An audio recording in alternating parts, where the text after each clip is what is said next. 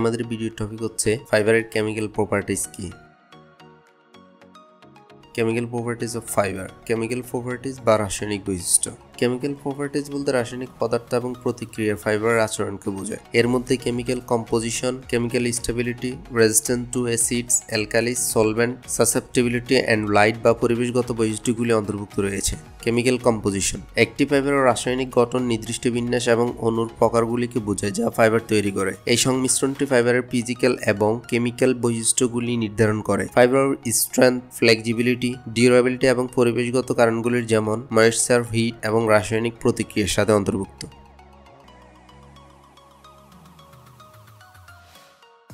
Chemical stability রাসায়নিক স্থায়িত্ব বলতে হিট, লাইট, ময়েশ্চার এবং কেমিক্যাল এক্সপোজার সহ বিভিন্ন পরিবেশগত অবস্থার অধীনে তার রাসায়নিক গঠন এবং বৈশিষ্ট্যগুলি বজায় রাখার জন্য একটি ফাইবারের সক্ষমতাকে বোঝায়। একটি ফাইবারের রাসায়নিক স্থিতিশীলতা এর ডিউরেবিলিটি, লংজিভিটি এবং বিভিন্ন অ্যাপ্লিকেশনের জন্য উপযুক্ততাকে প্রভাবিত করে।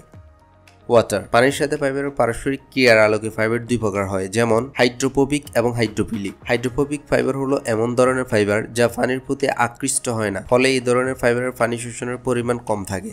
অন্যদিকে হাইড্রোফিলিক ফাইবার পানির প্রতি আকৃষ্ট থাকে, ফলে এই ধরনের ফাইবারের পানি শোষণের পরিমাণ বেশি থাকে।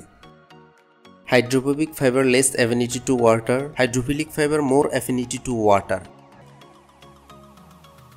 অ্যাবজর্বেন্সি বা শোষণ ক্ষমতা ইহা হলো ফাইবারের পানি ধরে রাখার প্রবণতা, যা ফাইবারের অ্যামারফাস এবং ক্রিস্টালাইন অঞ্চলের অনুপাতের উপর নির্ভর করে, কারণ এই অনুপাত পলিমারের পোলারিটি নির্ণয় করে।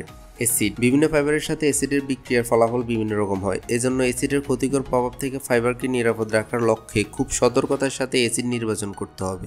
কাপড় উৎপাদন প্রক্রিয়ায় ফাইবারের কাঙ্ক্ষিত মান তৈরির লক্ষ্যে অত্যাবশ্যকীয় এমন অ্যাসিড নির্বাচন করতে হবে যা ফাইবারের জন্য ক্ষতিকর নয়।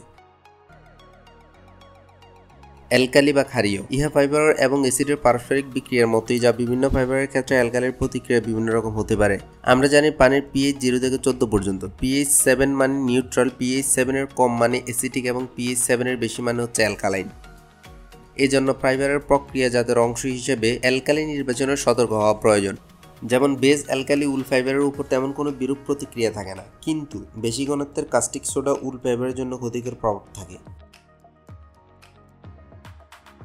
ডাইজ অ্যাফিনিটি ডাইজ অ্যাফিনিটি বলতে ফাইবারের ডাইজ অনুশোষণ এবং ধরে রাখার ক্ষমতাকে বোঝায়, যা কাপড়ে ভাইব্রেন্ট লং লাস্টিং কালার্স তৈরির জন্য অত্যন্ত গুরুত্বপূর্ণ। এই বৈশিষ্ট্যটি ফাইবারের রাসায়নিক কম্পোজিশন এবং স্ট্রাকচার দ্বারা প্রভাবিত হয়। এখানে আমরা ন্যাচারাল, রিজেনারেটেড এবং সিনথেটিক ফাইবার সহ বিভিন্ন ধরনের টেক্সটাইল ফাইবারের ডাইজ সম্বন্ধ নিয়ে আলোচনা করে থাকি। আমাদের পরবর্তী টপিক হচ্ছে ফাইবারের মেকানিক্যাল প্রপার্টিজ কি।